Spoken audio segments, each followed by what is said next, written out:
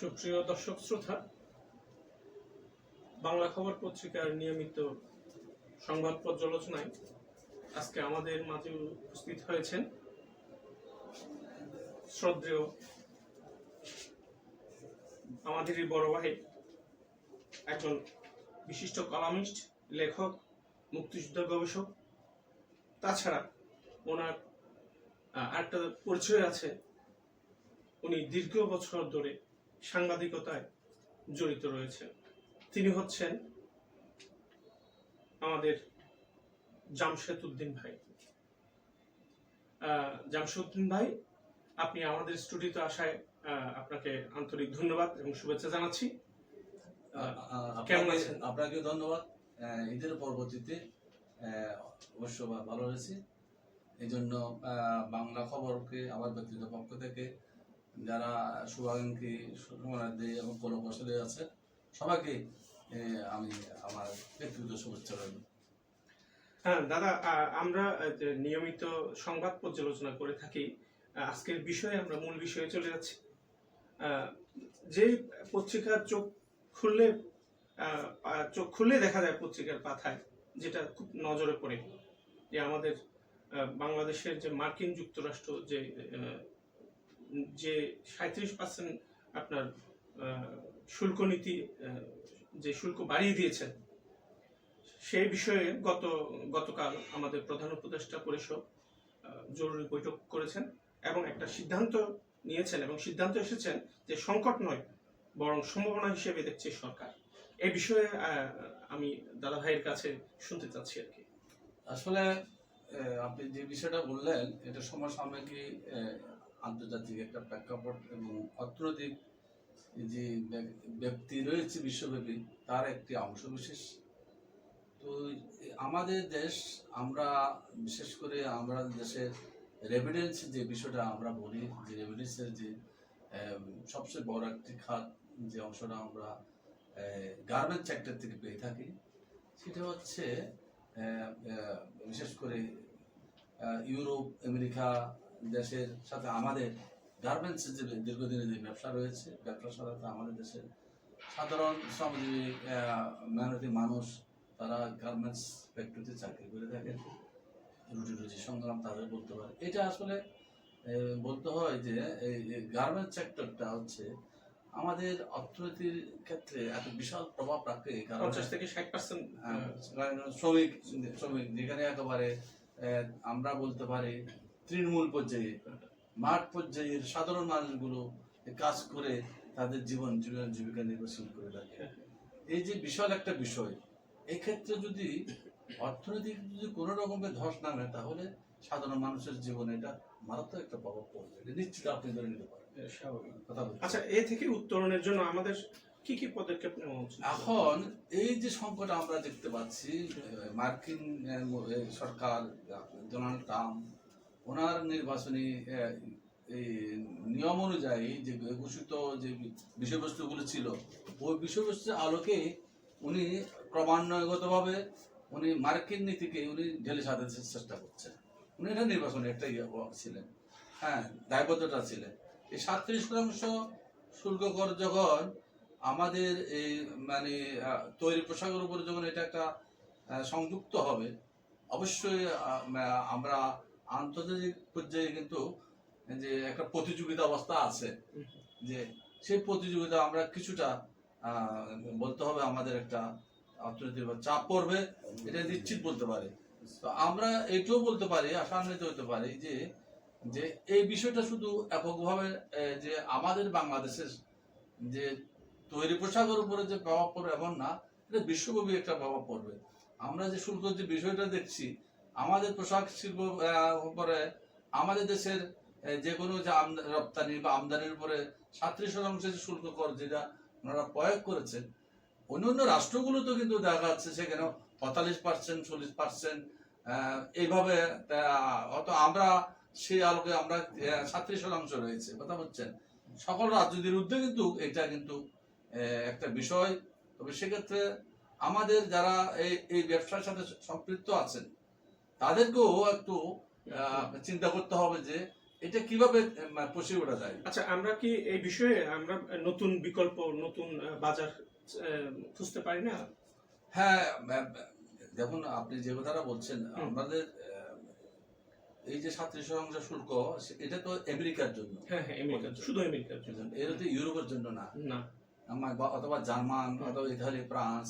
হুম। আমাদের দেশে তো যারা গার্মেন্টস সেক্টরের সাথে জড়িত রয়েছে, হুম।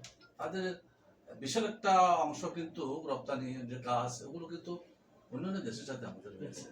সেক্ষেত্রে আমরা আমরা অবশ্যই বসে উঠবো। আবার প্রয়োজন হলে সেক্ষেত্রে আমাদের যে বর্তমান যে সরকার আছে, সরকার একটা কৌশল করতে পারে।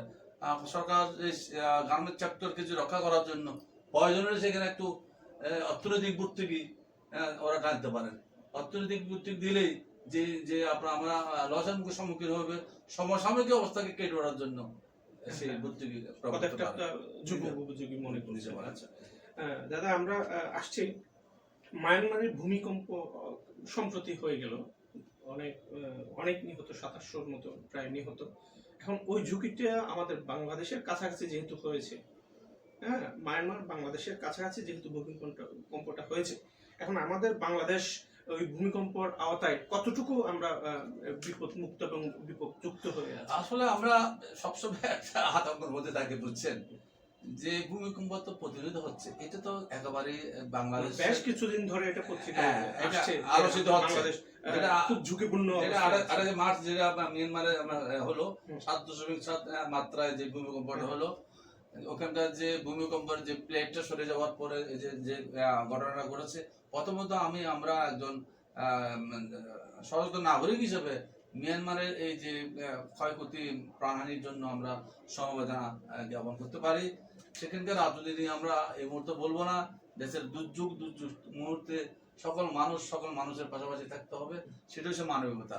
তবে আমাদেরকে সবসময় এইটার থেকে শিক্ষা নেওয়া উচিত যে যে মিয়ানমারের মধ্যে যদি 7.7 মাত্রা যদি ভূমিকম্পের অবস্থা যদি আমরা কবলিত কখনো হই, তাহলে আমাদের দেশের অর্থনৈতিক অবস্থা, আমাদের দেশের মানবিক অবস্থা, দেশের তোমার স্থাপনা ব্যবস্থা, এটা কোন পর্যায়ে থাকতে পারে, সেটা আমাদের অবশ্যই এখন থেকে প্রস্তুতি দিতে হবে।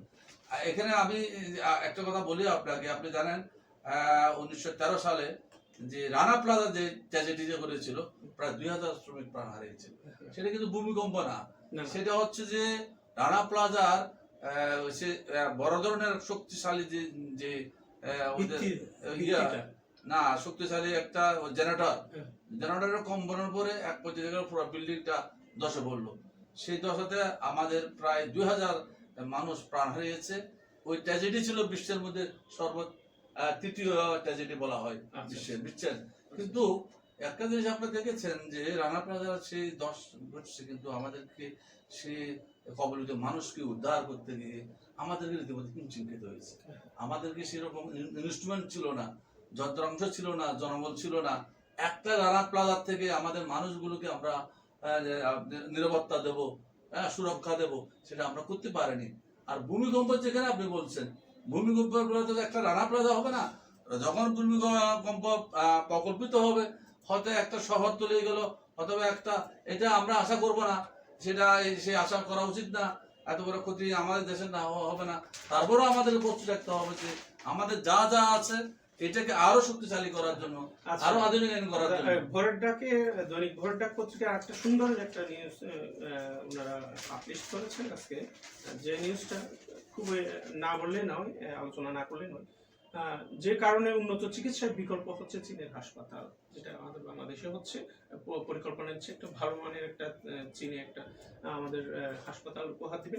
এবং আমরা ভাবছি চীনের হাসপাতালে আমরা কিভাবে এই সুযোগটা পেতে পারি ওই বিষয়ে। আসলে ব্যাপারটা হচ্ছে যে চিকিৎসাটা হচ্ছে যে মানুষের মৌলিক অধিকারের একটি, 5টি মৌলিক অধিকার, বাংলাদেশে আমরা 5টি মৌলিক অধিকার বলি, তার একটি হচ্ছে যে চিকিৎসাটা। কথা বলছেন, আমাদের দেশের চিকিৎসা ব্যবস্থার প্রতি আমাদের দেশের জনগণ যে আস্থার যে বিশাল একটা সংকট রয়েছে, সেই আস্থাটা না থাকার কারণে আজকে ক্রমাগতভাবে মানুষ আমাদের পার্শ্ববর্তী রাষ্ট্র হিসেবে মানুষ সহজলভ্য, সহজ উপায়ে, স্বল্প টাকাতে চিকিৎসা করতে পারে বলেই মানুষ নিশ্চিতভাবে ভারত গমন করছে।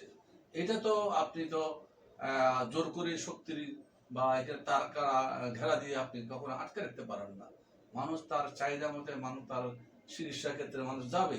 তো এখনকার বিদ্যমান যে রাজনৈতিক প্রেক্ষাপটের কারণে হয়তো দুই দেশের মধ্যে কিছু টানাপোড়েন চলছে, এই কারণে হয়তোবা এখন মানুষ ভারতমুখী নয়, মানুষ বিকল্প চিন্তা করছে, সেখানে চীনের সাথে একটা সম্ভাবনা। এটা একটা সন্তুষ্টমূলক কথা, আশার বাণীর কথা, এটা আমরা বলি, কিন্তু এটা বাস্তবে কতটুকু প্রতিফলিত হবে বুঝতে পারছি না। চীন আমাদের কতটুকু সহায়তা করতেছে, চীন আসলে এই যদি সময় করে আমাদের জন্য এই সময় যদি এই আধুনিক ব্যবস্থা, চিকিৎসা ব্যবস্থা চীন কতটুকু নির্ভরযোগ্যতা আসছে, সেই কথাটা আমরা এখন আমাদের দেশের মানুষ জানে না। ভারতের চিকিৎসা সম্পর্কে যে যতটুকু এদেশের মানুষ ধারণা রয়েছে, কিন্তু চীনের চিকিৎসা ব্যবস্থা সম্পর্কে আমাদের ধারণা নেই। তারপরও চীন একটা শক্তিশালী রাষ্ট্র, আমরা বলবো দক্ষিণ এশিয়ার অন্যতম একটা শক্তিশালী রাষ্ট্র। চিকিৎসা ব্যবস্থা তাদের অনেক উন্নত করেছে।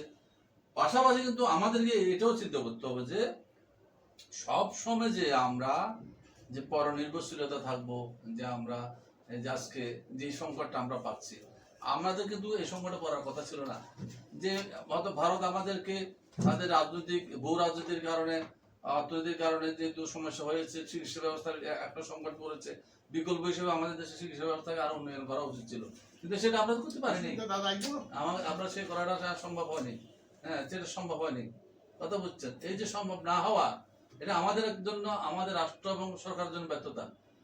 আমাদের চিকিৎসা ব্যবস্থা তৃণমূল পর্যন্ত আছে, কিন্তু কিন্তু রাষ্ট্রীয় চিকিৎসা ব্যবস্থা তৃণমূল থাকলেও কি আমাদের চিকিৎসকদের যে এখন মান, উৎকর্ষতা, মানে যে উৎকর্ষতা হয়নি। একজন ডাক্তারের আচরণ হবে সাধারণ মানুষকে সেই বুঝিয়ে সুঝিয়ে। আচ্ছা দাদা, আমরা আসছে জি, জি, বলুন। এই যে আমাদের রাস্তায় মহাসড়কে আপনার নিষেধাজ্ঞা ছিল 3 চাকার গাড়ি না চলার জন্য। এখন দেখা যাচ্ছে ওই আইনটুকু মানছেন না। এখন আমাদের প্রশাসনও তেমন একটা উদ্যোগ নিতে হিমশিম খাচ্ছে। এটা উত্তরণের জন্য আমাদের আরো কি পদক্ষেপ নিলে আপনি মনে করেন ভালো হবে? আসলে ওই ইয়েতে ওই দূরপাল্লা সড়ক গুলোতে, যেগুলো ঢাকা মহাসড়কটা আছে, দূরপাল্লা মহাসড়ক, বুঝতে পারছেন, ওখানে বন্দরগামী শুরু করে ঢাকা টু চট্টগ্রামে আমদানি রপ্তানি গাড়ি এত ব্যাপক হার যে সেখানে 3 চাকার যে ত্রিহুলার যে গাড়িগুলো আমরা বলি, সেগুলো বিগত সরকার আমলে সেটাকে নিষিদ্ধ ঘোষণা করা হয়েছে। তার কারণ আমার বাড়িটা হচ্ছে মহাসড়কের পাশে, কথা বুঝছেন। আমাকে প্রতিদিন মানে এই সমস্ত ট্র্যাজেডিগুলোতে আমাকে মানে বিস্ময়িত প্রকাশ করতে হতো। প্রতিনিয়ত দেখা যাচ্ছে 3-5 জন লোক একটা অটো চাপা পড়ে, বড় 18 চাকা 16 চাকা গাড়ির চাকা, হ্যাঁ, প্রাণহানি করতেছে। এখন যে কথাটা বলতেছি, প্রাণহানি করতেছে এই কারণে। এটা কেন বন্ধ করা হয়েছে? প্রথমে কারণটা আমাকে বুঝতে হবে। কারণটা বোঝা হচ্ছে যে মহাসড়কে ত্রিগুলা গাড়ি উপযোগী নয়, কিন্তু উপযোগী নয়, তারপরে কেন চলছে, কেন চলবে? তারপরে ছোট গাড়িগুলো এত দ্রুত বাঁক খায়, হঠাৎ করে ব্রেক করে, যেগুলোর মধ্যে দুর্ঘটনা কবলে হয়ে একটা মানুষের প্রাণ হারিয়েছে। আপনি ঈদের 2 দিন পর বুঝছেন, মিরেশ্বরে এক গিয়ে বধূ একেবারে গাড়ির চাপা বলে, এরকম একটা গাড়ি চাপা বলে প্রাণ হারিয়েছে। এখন বিকল্প যেটা বলতেছেন আপনি, বিকল্প কি করা যায়? এখন ত্রিপুরা যারা চালক রয়েছেন, আর অল্প টাকা দিয়েও মানুষ এখান থেকে অন্য জায়গায় যেতে পারে, দূরে যেতে পারতেন। দুটো জিনিস আছে কিন্তু, একটা হচ্ছে একটা চালকের কর্মসংস্থান, অন্যদিকে অল্প টাকা দিয়ে একজন মানুষ এক স্থান থেকে অন্য স্থানে যাওয়া আসা করতে পারে।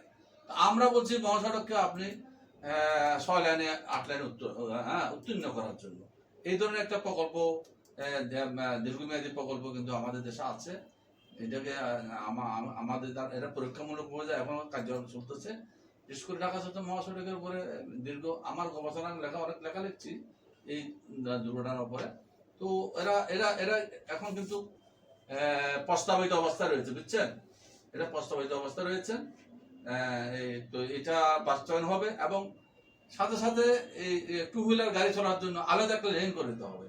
আচ্ছা আচ্ছা, কথা বুঝছেন, ওরা যেন ওই যেখানে বড় চাক্কার গাড়ি, মানে আমরা টলি বলি, বড় বড় টলি যেখানে চলতেছে, কভার ভ্যান চলছে, ট্রাক চলছে, দূরপাল্লার গাড়িগুলো চলতেছে, ওখানে ওরা আসবে না, ওরা ওদের লাইনে চলবে।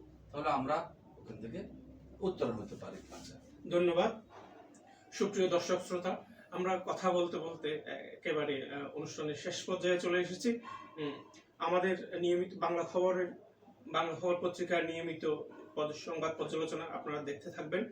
আর আমাদের এই আলোচনায় যারা অংশ নিতে চান তারা অবশ্যই আমাদের কমেন্টস বক্সে লিখে আমাদের ঠিকানায় যোগাযোগ রাখতে পারেন। সবাইকে আবারও শুভেচ্ছা জানিয়ে জামশেদ ভাই আমাদের অনুষ্ঠানে আসার জন্য আপনাকে কৃতজ্ঞতা প্রকাশ করে আমরা আজকের অনুষ্ঠান সংক্ষিপ্ত করছি।